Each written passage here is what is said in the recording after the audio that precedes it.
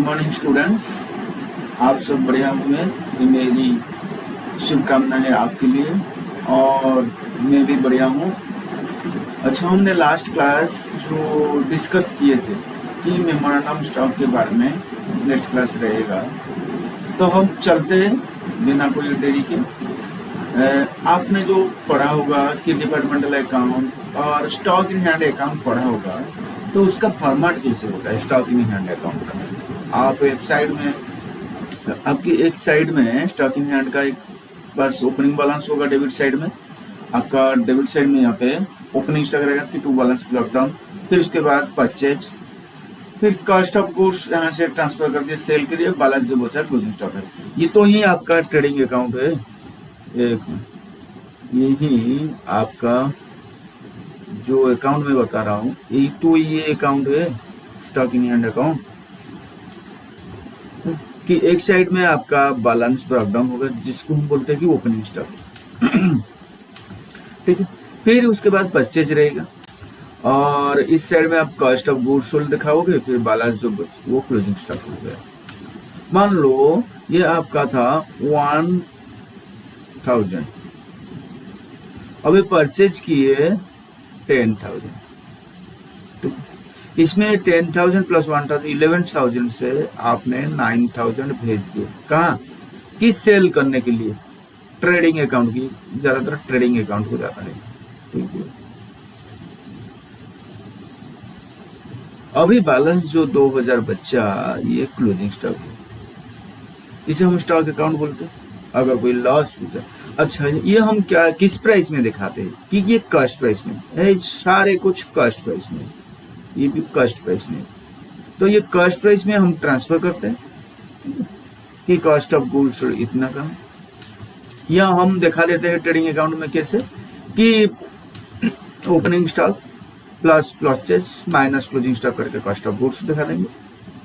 ये तो हुआ ना आपका ओपनिंग स्टॉक। ठीक है, ओपनिंग स्टॉक प्लस परचेज, इसको आर कर दो, फिर इसे घटा दो, ये आपका आ जाएगा है ना। इस साइड का टोटलिंग कर लो, फिर इसमें क्लोजिंग स्टॉक हटा दो, आ जाएगा ये वाला हिस्सा मैथमेटिकली का सॉल्व। ठीक है, हम इसमें क्या दिखाते हैं कि कॉस्ट प्राइस में दिखाते हैं, और ट्रेडिंग अकाउंट में जो दिखाते हैं ये परचेज सेल को लेकर उसके डिफरेंस दिखाते हैं। ये तो हो गई हमकी कॉस्ट। अगर मैं कॉस्ट में दिखाऊंगा तो ये बात हो गई, मगर अगर मैं सोचूं कि यहाँ पे कॉस्ट में नहीं दिखाकर अगर मैं डाल दूं इसको सेल्स प्राइस में, ये आपका 1000 था, कलर चेंज कर देता हूँ, ये आपका 1000 था, दूसरा कलर देता हूँ, ये आपका 1000 था स्टॉक। मान लो कि आपका 10% स्टॉक के ऊपर, आपके कॉस्ट के ऊपर 10% प्रॉफिट डालते हो, तो कॉस्ट हो गया 1000, उसके ऊपर 10% हो गया 100, तो आपको आ जाएगा 1100 रुपये। ठीक है, अभी आपके लिए ये हो जाएगा कितना, 1100। ये आपके आ गए 1100। मतलब हमने दिखाए किसमें, सेलेबल प्राइस में, जितना हमको मार्जिन उसको जोड़ के हमने दिखाया। तो इस तरह परचेज भी आपका था 10,000 प्लस, अब 10,000 के ऊपर हम सेल दिखाएंगे, 10% के मार्जिन जुड़ेंगे तो आ जाएगा 11,000। अभी अगर कॉस्ट ऑफ गुड्स सोल्ड था आपका 9,000, उसके ऊपर भी 900 जोड़ेंगे तो वो हो जाएगा 9,900। तो अभी इसको टोटलिंग कर देते हैं, थोड़ा समझ लो। मैं फिर इसे समराइज करूंगा, मैं थोड़ा स्लो में जाऊंगा बिल्कुल, क्योंकि ये आपका कंसेप्ट ज्यादा समझने के थोड़ी दिक्कत होगा, मगर मैं दिक्कत होने नहीं दूंगा। ये आपका हो गया 12,100, 12,100। अब इस साइड को हम टोटलिंग करेंगे तो आ जाएगा 12,100। और एक बात, अगर कॉस्ट ऑफ गुड्स सोल्ड में हम प्रॉफिट जोड़ देंगे तो ये क्या फिगर बन जाएगा कि आपका कॉस्ट ऑफ गुड्स सोल्ड हट जाएगा, अभी बन जाएगा सेल्स, कि आपका सेल्स ही इतना का है, ये आपका बन जाएगा बाय सेल्स अकाउंट। ठीक है, सेल आपका बन गया 9,900, मतलब आपका कॉस्ट इतना था, उसके ऊपर प्रॉफिट जुड़ दिया तो वो सेल्स का ही फिगर बनेगा। इतना उसका कॉस्ट था, जितना हम सेल करते थे, जिस स्टॉक को हम सेल करते हैं उसका कॉस्ट था 9,000, फिर उसके ऊपर प्रॉफिट 900 जोड़ देने से उसको हम बोलेंगे कि सेलिंग वैल्यू, तो वो सेल्स बन जाएगा अभी के लिए। तो अभी इसको निकालते हैं, ये क्या बन जाएगा, ये कितना आएगा और हमको कितना आएगा। तो ये आपका टोटल हो गया 12,100, उससे निकालेंगे 9,900, तो ये आपका आ गया 2,200। मतलब आपका जो क्लोजिंग स्टॉक था ना, यहाँ पे जो हम क्लोजिंग स्टॉक दिखाए थे कितना 2,000 का, उसके ऊपर भी 10% मार्जिन जुड़ा गया, तो हो गया ये भी उधर का, ये जो आपने 9,000 दिखाया था, फिर उसके ऊपर मार्जिन जुड़ गई, 1,000 दिखाए थे, फिर उसके ऊपर 100 मार्जिन जुड़ गई, फिर 10,000 के ऊपर 1,000। तो इसलिए क्या हुआ कि जो क्लोजिंग स्टॉक निकल के आ रहा है वो बन गया आपका क्लोजिंग स्टॉक आटे वैल्यू। आगे अभी समझ कि ये जो स्टॉक अकाउंट बोलते कि ये जो स्टॉक अकाउंट आपका मेमोरेंडम स्टॉक अकाउंट होता है ना, वही है, उसी कंसेप्ट के ऊपर बेस है कि आपका सारे के सारे फिगर को आपको दिखा रहा है, किसमें मार्क क्रॉप करके वो दिखा रहा है आपका इनवॉइस प्राइस में, कि आपका ओपनिंग स्टॉक इतना है, कि कितना आपका 11,000, आपका ओपनिंग स्टॉक 1,100 आपका, मतलब 1,000 प्लस 1 परचेज आपका 10,000 प्लस 1,000, उसके ऊपर प्रॉफिट, फिर सेल्स दिखा देंगे हम यहाँ पे, तो ये तो सेल्स बन गया ना, कॉस्ट ऑफ गुड्स के ऊपर डालेंगे तो ये सेल बन गया, फिर उसके बाद वो क्लोजिंग स्टॉक का बैलेंस निकल के आता है।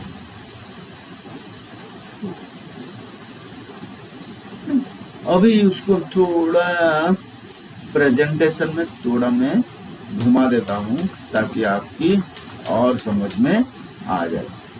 इस एग्जाम्पल को मैं लूंगा मगर उसे मार्क प्रेजेंटेशन को थोड़ा डिफरेंट वे में मैं दिखाऊं ताकि आपकी समझ आ जाए, तो आपको कोई दिक्कत न आए इसके ऊपर। ठीक है, ओपनिंग स्टॉक का आपका था कितना 1,000, हमने मार्कअप किए कितने 100 के, तो आपका बन गया ओपनिंग स्टॉक 1,100। अभी परचेज था आपका, तो नीचे लिख देता हूँ 10,000, फिर उसके ऊपर भी मार्कअप जोड़े कितने का 1,000 का, मतलब मार्कअप को हमारा कितना है, मार्कअप आपका 10% है, तो 11,000 हो गया, ये बन गया कितना 11,000, तो टोटल मिलकर हो गया 12,100।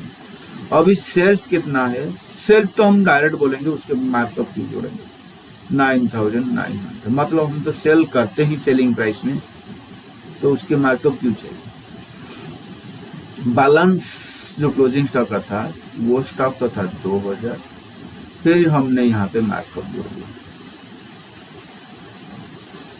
कितने 200, तो आपका हो गया था 2,200, ये हो गया आपका 12,000। इस तरह का हम प्रेजेंट करते हैं, और ये वाला अकाउंट का हम नाम दे देते हैं क्या कि मेमोरेंडम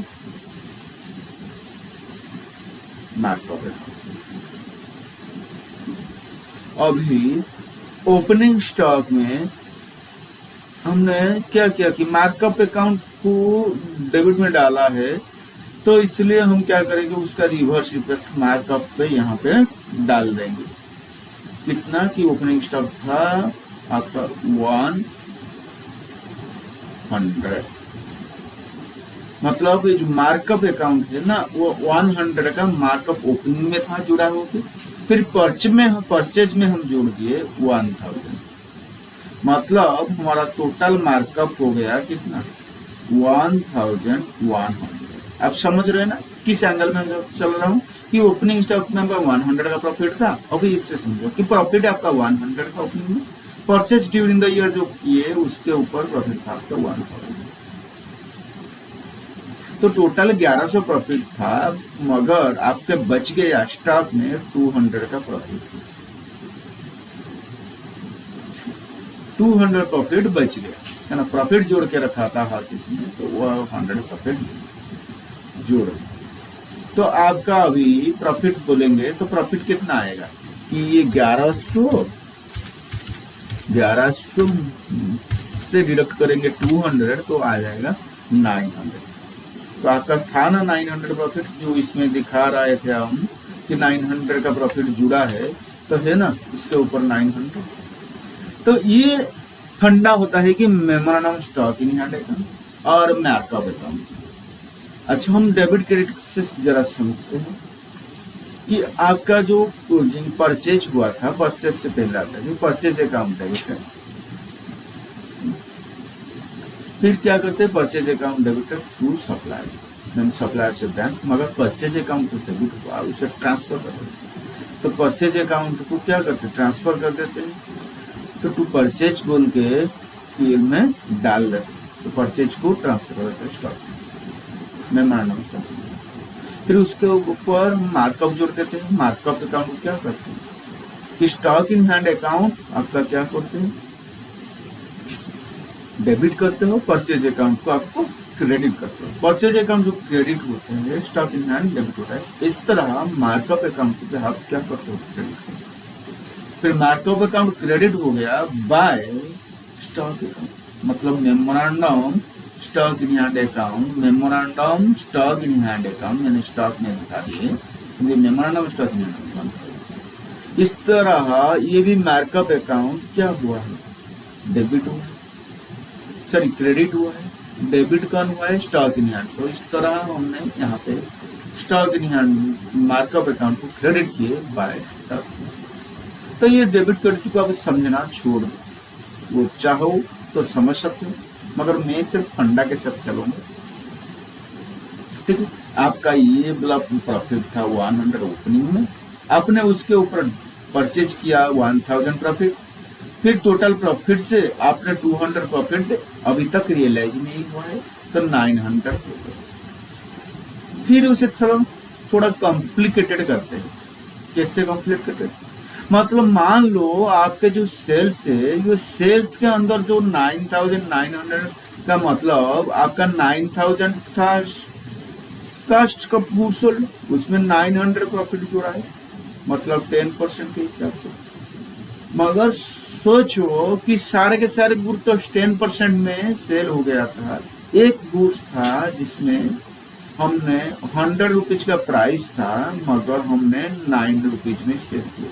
कितने सेल करने थी मार्जिन में, 10 मार्जिन, मगर हमने सेल किए 9। तो हमारा जो गैप बन गया कितने का, 1 रुपीज का प्रॉफिट हमारा लूज हो गया। मतलब हमारा प्रॉफिट अभी 1 रुपीज नहीं रहा, क्योंकि हमारा मार्क डाउन करके बेचा था एक का प्रोडक्ट जो 100 रुपये का था एक का, तो इसमें एक को हमने बेचा था 110 में बेचना था, मगर हमने बेचा 109। तो 1 रुपया जो कम कर दिया, तो बूस्ट 10% के बदले हमने 9% ले लिया।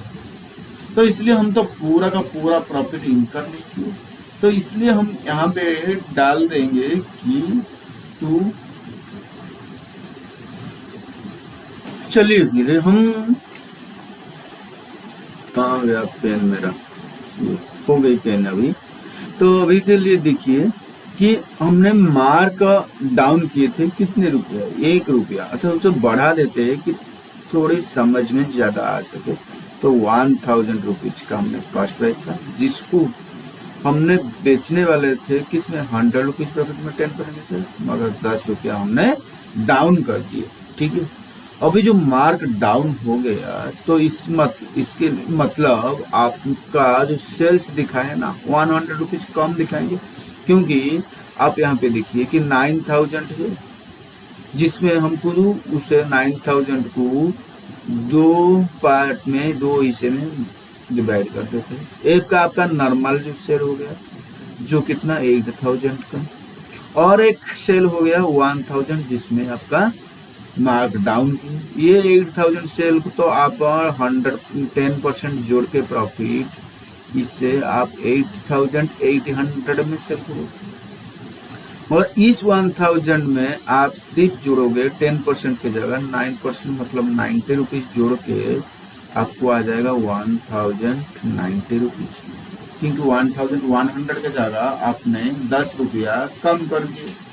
तो आपका टोटल सेल अभी हो जाएगा कितने का कि 8800 प्लस 1090 आ गया आपका 9890, आपका आ गया ये 9890। तो ये अभी का आपका सेल प्राइस नहीं है, ये आपका हो गया 9890। 9890 अब हो गया, मगर हमने मार्क डाउन जो किए इसके वजह से हमने तो गुड्स 2000 के ही गुड्स बचे, क्योंकि 1000 का अपना ओपनिंग था कस्ट में, 10,000 मिला के 11,000 हो गया, उसमें 9000 गुड्स बेचा है, तो हमने बचा है 2000।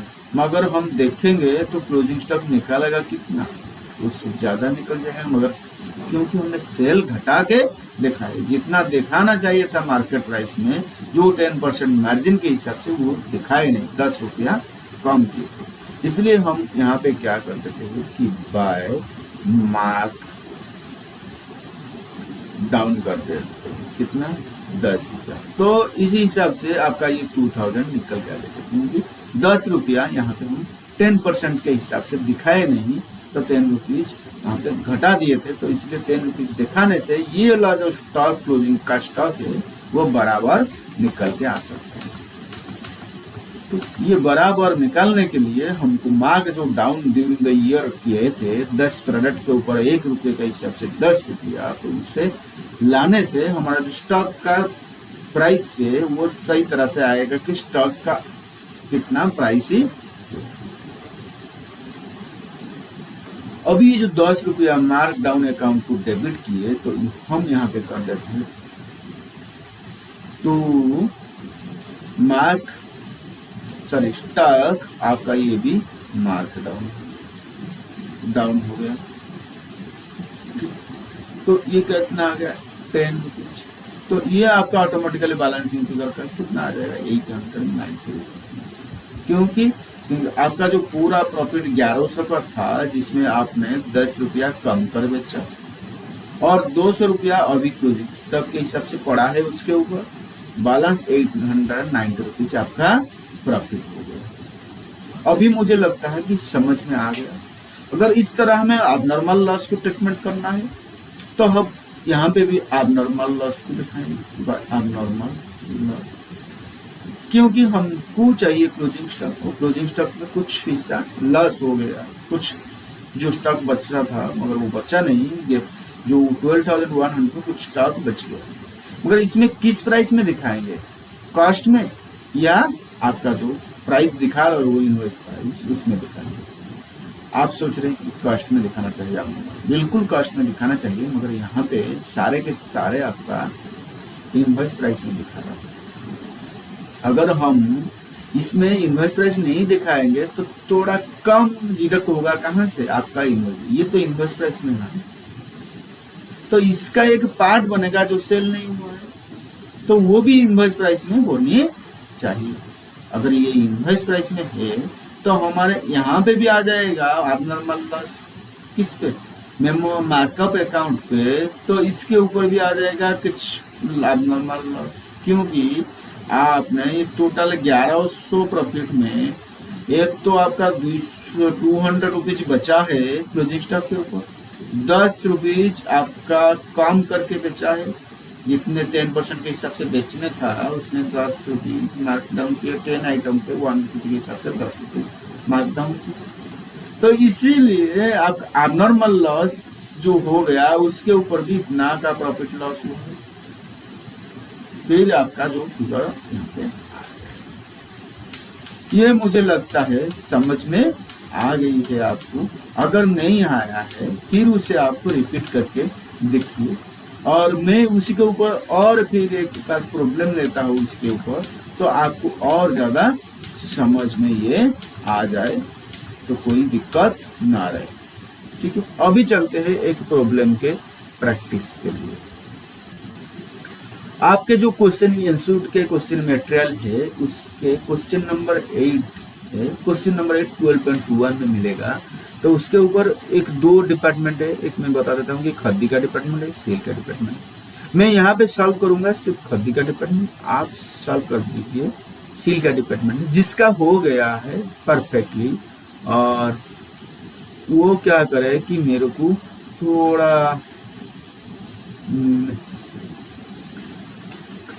व्हाट्सअप कर देना, तो मुझको मालूम चल जाएगा कि अच्छा बंदा पढ़ रहा है और सही है, ठीक है, पढ़ाई में है, और मेरा पढ़ाया हुआ बेकार में इसे पानी में नहीं गया है। चलो क्वेश्चन के ऊपर हम चलते हैं कि गरम उद्योग नाम को छोड़ दो, जीव उद्योग हो, गरम हो या कोल्ड हो, हमसे क्या है मतलब, हमको तो सब पढ़ाई में मतलब है, किसका कौन हो रहा है इसे हमने मतलब नहीं देना चाहिए। मैं पढ़ाई किसे करूं उसमें मतलब है, मगर कोई पढ़ रहा है नहीं पढ़ रहा है उसमें मेरा क्या। पहले मुझको सक्सेस करना है तो मैं सक्सेस पाऊंगा, तो दूसरे को सक्सेस बारे में बताऊंगा। अगर मैं सक्सेस नहीं बोलूंगा आप पढ़ाई करो इसे करो, तो आप उसको क्या बोलेंगे, इस तरह नेचर को क्या बोलेंगे पसंद। तो ठीक है, पहले हम पढ़ाई करते हैं, हमारा मंजिल तक पहले चढ़ जाते हैं, फिर उसके बाद हम किसको, मगर आप एक बार चढ़ गए ना मंजिल के ऊपर, ये मत सोचना कि आपका मंजिल यहाँ तक कंप्लीट है, मगर ये सोचना जरूर कि आप एक सक्सेस पा लिए। और हम क्या करते हैं कि सक्सेस को अगर हमको मिल गया ना, हम सक्सेस को इग्नोर कर देते कि हाँ कुछ नहीं है, मगर सक्सेस को बिल्कुल सेलिब्रेट करनी चाहिए। अगर सक्सेस मिला है वो सक्सेस को सेलिब्रेट करनी चाहिए, थोड़ा दिमाग को रेस्ट मिलेगा और शांति आपको मिलेगा कि थोड़ा हमने सक्सेस मिल गया। आप अगर देखोगे आप बहुत सारे कितने सारे सक्सेस पाए, मगर आपको याद नहीं रखना है उसे। आप सोचोगे कि मैं यहाँ तक कैसे आया, कितने कितने सक्सेस, कितने कितने ऑब्स्टैकल को क्रॉस करके मैंने यहाँ तक पहुंचा, मगर आप ये सब भूल जाते। तो क्या होता है कि आप गढ़ के ऊपर दोष देते कि नहीं ये मेरे गढ़ मुझको देखता नहीं है, मेरे सबका बात सुनता है मगर मेरा बात नहीं सुनता। अगर यह कंसेप्ट डाला है आपके मन से, आप निकाल, आप पढ़ाई में शुरू करो। भगवान श्री कृष्ण जी बोले थे कि आप सिर्फ कर्म कर दीजिए, फल की कामना आप मत रखिए, फल देना वाला मैं हूँ, और मैं ऐसे किसको, वो ये तो एक समझदार लोग होंगे, वो जो समझदार है ना, भगवान है वो समझदार होंगे। कोई एक मेहनत कर रहा है वो कैसे नहीं देगा उसको, बिल्कुल दे। आप पढ़ाई करो, अगर आपको रिजल्ट नहीं लग रहा है मतलब आपके के पास कोई कमी रह गया है, तो उससे पहले आइडेंटिफाई करो, मार्कअप करो, फिर मार्क करने से उसको फिलअप करो, जरूर आपका सक्सेस आ जाएगा। अगर इस सक्सेस को हम देखेंगे तो आप सक्सेस आने के बाद या क्या करते हो कि सक्सेस आ गया एक बार, फिर वहां चला गया, फिर एक दूसरे सक्सेस के लिए पूछे, मतलब पिछले जो सक्सेस मिला था तो आप उसको बिल्कुल पूरी तरह से भूल जाते। मगर ऐसे वो सक्सेस को आप अगर देखोगे कि पहले में क्या था, कुछ नहीं था, चल फिर नहीं पा रहा था, फिर एक दिन आया चलने लगा, दौड़ने लगा, फिर उसके बाद साइकिल से चला, बाइक रेसिंग, कहाँ कहाँ में कितने कितने सक्सेस लाया, फाउंडेशन क्लियर किए, ग्रेजुएशन कंप्लीट किए, इंटर में आ गए, अभी इंटर भी हो जाएगा। अगर मैं उसी तरह से लगे रहूं, मगर अगर इधर उधर के बात सोचूं, किसके पीछे लगूं, तो आपका क्या हो जाएगा, परिणाम हो। आप तो रहे होगे मगर आपका कोई वजूद नहीं रहेगा। आप क्रिएट करो, इसके पीछे मत, ये फिल्मी इंडस्ट्री के स्टार है उनके पीछे भाग दो, क्रिकेट के स्टार है उनके पीछे भाग दो। अरे आप बनो ना ऐसे, आपके पीछे कोई भागे, हमसे इनसे क्या लेना देना है। ठीक है, अभी चलते हैं क्वेश्चन के ऊपर। थोड़ा स्क्रीन में बढ़ा देता हूं ताकि आप क्वेश्चन सही से समझ आ जाए।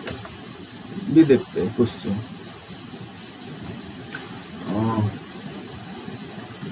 गरम उद्योग, ये retail store has a 2 department, एक खद्दी है एंड एक silk, for each which stock account and a memorandum mark accounts are kept. All the goods supplied by each department are debited to stock account at a cost plus a markup, which together make up the selling price. ये बात समझने के लिए ज्यादा है मगर question solve करने ज्यादा नहीं है। कॉस्ट प्लस मार्कअप में डालते हो और which together make up a selling price, ये दोनों को मिला देने से वो सेलिंग प्राइस से बराबर हो जाता है।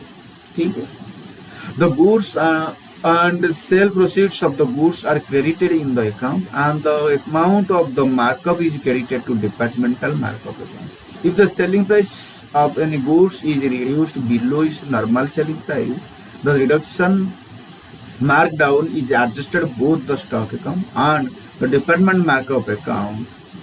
The rate of markup of Khadi department, the rate of markup of Khadi department is 30.1. 1/3, मतलब इनसे बोलेंगे कि 1/3%, 1/3 है आपका। तो और सिल्क डिपार्टमेंट 50%, जो हम यहाँ से सॉल्व नहीं करेंगे, वो आपके लिए है। अगर आप सॉल्व कर देते हो तो मेरे को बिल्कुल कमेंट करना, कमेंट मेरे को चाहिए। आप कितना लाइक करते हो, कितना डिसलाइक करते हो, इसमें मेरे को कोई इंटरेस्ट नहीं है। आपके लाइक दिखने से मेरे को कुछ भी नहीं मिलता है। हम थोड़ा बोलूं तो 1% ही मिल जाता है कि हाँ थोड़ा कुछ लोग लाइक कर रहे हैं, मगर इसमें कुछ इंटरेस्ट नहीं मिलता है, चीज नहीं आता है। तो आप हो सके बिल्कुल व्हाट्सएप पे कमेंट कर सकते हो, कोई प्रॉब्लम आए, आपको दिक्कत आए कि किस सजेशन भी, और आप यूट्यूब में भी कमेंट दे सकते हो। ठीक है, बिल्कुल देना चाहिए ताकि मेरा इंटरेस्ट और ज्यादा मजबूत हो, मैं आपको उस तरह से पढ़ा सकूं कोई आप जिस तरह चाह रहे। अभी चलते, the following figures have been taken from the books of the year ended 31 March 2000। मैं बोल रहा हूँ पहले क्लास से कि ये चेक, जो क्रॉस का साइन है ना उसको सिर्फ 0 में इंडिकेट मैं करूंगा। अभी स्टॉक एट 1 जनवरी कितने हैं, 10,500। वो सिल्क डिपार्टमेंट को हम छोड़ देते हैं क्योंकि हम सिर्फ खादी डिपार्टमेंट को सॉल्व करेंगे। ठीक है, परचेज ड्यूरिंग द ईयर है 75,900, मतलब, और सेल्स हुआ है 95,600। और the stock of khadi of January 1 January 2001 included goods the selling price which is marked down by 12। मतलब जो ओपनिंग स्टॉक था 1 जनवरी को उसमें मार्क डाउन करके रखा है 1,260 रुपीज हमने कमा के रखा है। जितने जो जोड़ा था 33.1 जो % था वो तो जो जोड़ा था, मगर उसमें घटा दिया था 1260 रुपया, क्योंकि हमको लग रहा है कि नहीं 1260 रुपया कम में सेल होगा, हमको ऐसे। The cost of goods sold during the year. The certain goods of stock of certain stock of the value 6,900 purchased for the Khadi department were later the year transferred to the silk department and sold 10,350. मतलब 6,900 से खरीदा था जिसको हम transfer कर दिए थे silk department को, सिल्क डिपार्टमेंट ने 10,350 में बेचा, उसे छोड़ दो। हम सिर्फ 6,900 उसका मतलब जो खरीदा था, फिर उसके ऊपर हम मार्कअप डाल देंगे, वो प्रोडक्ट अपने वो कितने में सेल किए उसमें वही मतलब नहीं। अगर हम जनरल पीएल बनाएंगे उसमें तो निकालेंगे जितना स्टॉक बेचा नहीं हुआ है उसे यहाँ पे छोड़ देंगे, तो बेच भी गया है ऐसे देखें तो as a result to the cost of goods sold included in the Khadi department, the sale proceeds have been credited to CDP.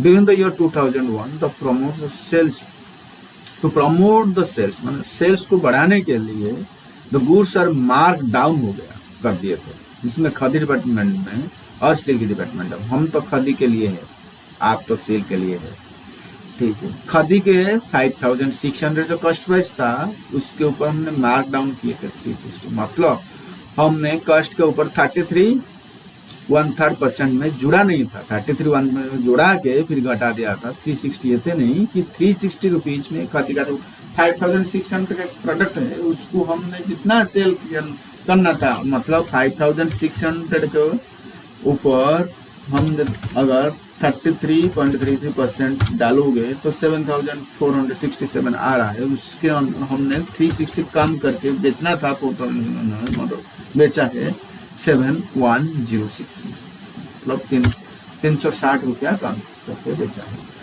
All the goods that are mark down are sold, जितने goods mark down किए थे वो sold हो गया, except those silk department value 5000 that were mark down by 1000, वो तो आपके लिए कि जितने हमने मार्क डाउन किए थे हमारे खादी डिपार्टमेंट में सारे के सारे सेल हो गया, मगर यहाँ पे सेल नहीं हुआ है, तो क्लोजिंग स्टॉक इसी हिसाब से वैल्यू करेंगे कि मार्क डाउन करके, ठीक, वो आपके पास काम है।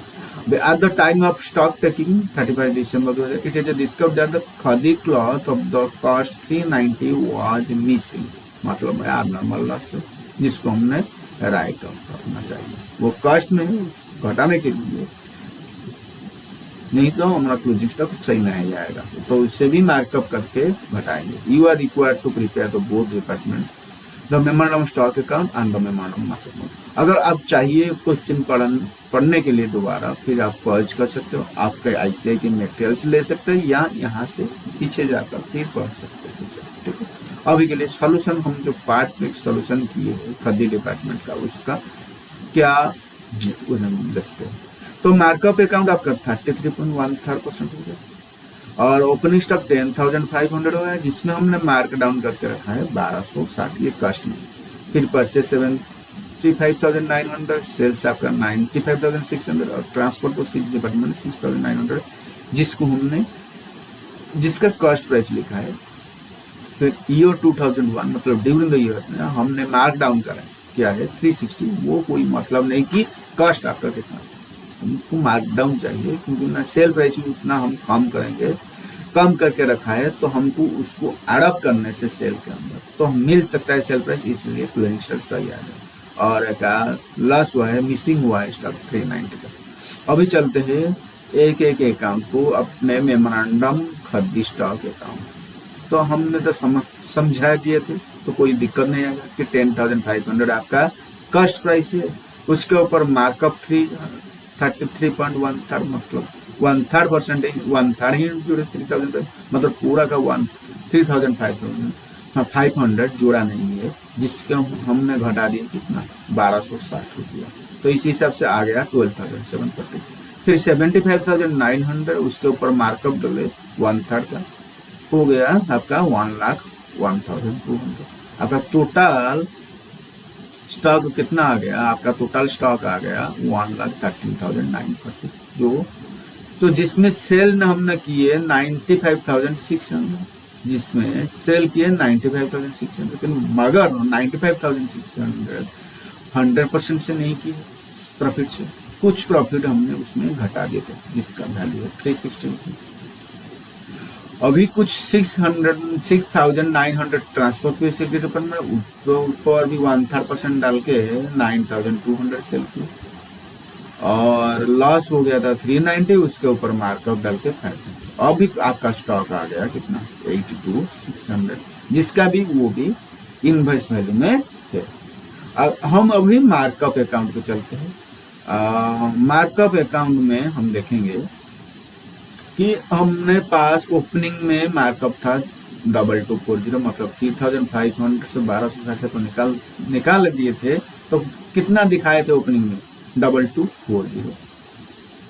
मेमोरेंडम स्टॉक अकाउंट मतलब परचेस से लाए थे 25,300, टोटल हमारा मार्जिन था 27,500, जिसमें हमने मेमोरेंडम स्टॉक अकाउंट मतलब ट्रांसफर हुए दूसरे डिपार्टमेंट को 2300 रुपये का प्रॉफिट, जिसको हमारा प्रॉफिट मिल गया। और लॉस हो गया, ये स्टॉक तो मिला नहीं, मेमोरेंडम स्टॉक अकाउंट जो लॉस हो गया, और memorandum stock account mark down हुए थे 360 का। ठीक है, अभी हमको जो बैलेंस क्लोजिंग स्टॉक में है, क्लोजिंग स्टॉक था आपका 8260, हम बोल सकते हैं कि 33 जो उसमें 33.33% या 33 आपका जुड़ा हुआ है किसमें, आपके कस्ट के ऊपर इसमें जुड़ा है, मतलब ये वाला है आपका 133/1/3, तो इसमें 33.1, और हम बोल सकते हैं कि सेलिंग प्राइस के ऊपर 33.133 mean on cost is equal to selling 25% on selling price. अगर ये परसेंटेज लो हो सकता हो और 25%, तो ये आ गया आपका 2065, जो आ गया बैलेंसिंग फिगर आपका ये आ गया, कि ये वाला आपका प्रॉफिट हुआ। मगर हम चाहे तो ये 2300 को प्रॉफिट में बुक कर सकते हैं, मगर ये सही नहीं रहेगा क्योंकि डिपार्टमेंट के ट्रांसफर, तो सही से हमारा प्रॉफिट, अगर वो सेल हो जाता है तो हम बोलेंगे नहीं वो भी प्रॉफिट, मगर ये सेल नहीं हुआ है तो इसलिए हम इसे प्रॉफिट नहीं बोल सकते। अभी दोबारा से नहीं, आप एक बार देख लो तो वो कंप्लीट हो जाएगा, इतना ज़्यादा डिफिकल्ट नहीं जितना आप सोच रहे हो। और एक बार मैं पहले भी एक क्लास से रिपीट कर लो तो आप समझ में आ जाएगा।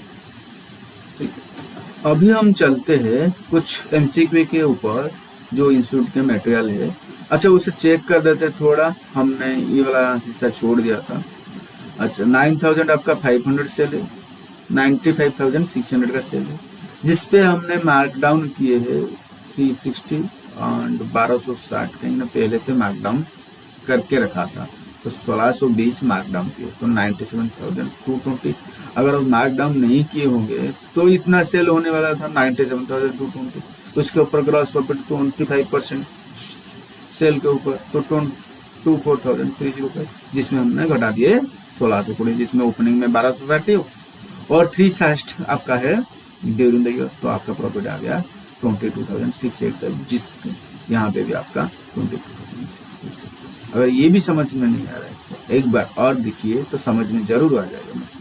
कि सेल आपका है 95,600, जिसमें आपने मार्क डाउन करके रखा है, घटा के रखा था, तो वो ग्रॉस प्रॉफिट के हिसाब से आ गया 97,200, आपका ग्रॉस प्रॉफिट के हिसाब से आ जाएगा, क्योंकि आपने घटा दिया था यहाँ से, तो ये आ गया आपका। अगर सही तरह से मार्जिन जोड़ते तो ये 97,000 आने वाला था, जिसके ऊपर हम मार्जिन से निकाल दिए कि प्रॉफिट इतना होने वाला था, मगर आपने इतने घटा दिया 1600 का, 20 रुपीज का, तो आपका एक्चुअल में प्रॉफिट हुआ है 22,600।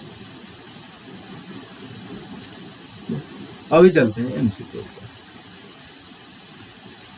पहले एमसीक्यू सब देखते हैं कि पहला क्वेश्चन था कि departmental account helps in evaluation of trading results in each department से बारे की, जब वो तो सही है।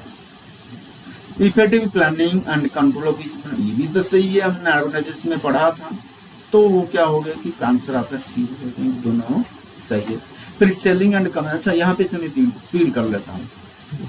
तो selling commission expenses is apportion among departments in the proportion of, क्या है आपका number of unit sold each department, मतलब selling commission expenses average stock carried by each department या number of unit sold by each department, sale of each department, क्या होगा selling commission expenses, sale के value के हिसाब से होगा ना, थोड़े ना कितना नंबर सेल करते हो उसके ऊपर होगा, या एवरेज स्टॉक के ऊपर होगा, बिल्कुल सेल कमीशन सेल्स के ऊपर होगा।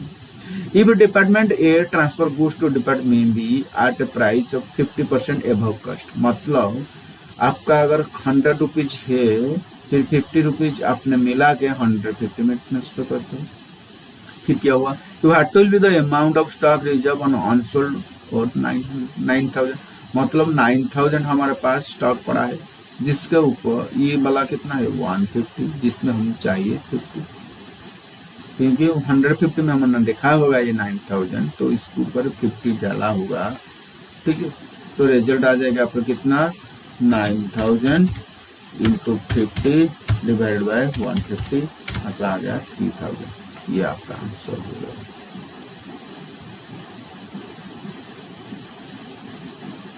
Goods and services may be purchased by one department to another on market price. Cost, market price तो भी सही है, cost plus agreed percentage of profit सही है, या cost भी सही है, both मतलब हमारा आंसर हो गया।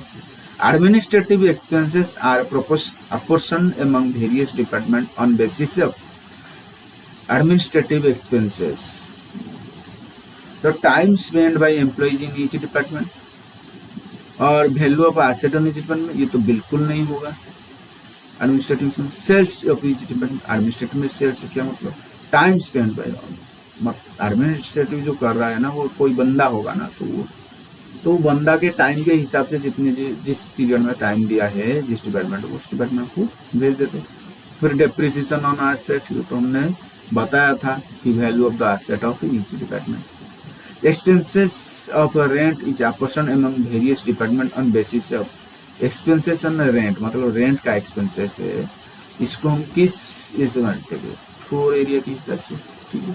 When a profit is added in internal department transfer, unrealized profit included in closing stock at the year end before preparing final account is eliminated by crediting appropriate stock reserve, सही है।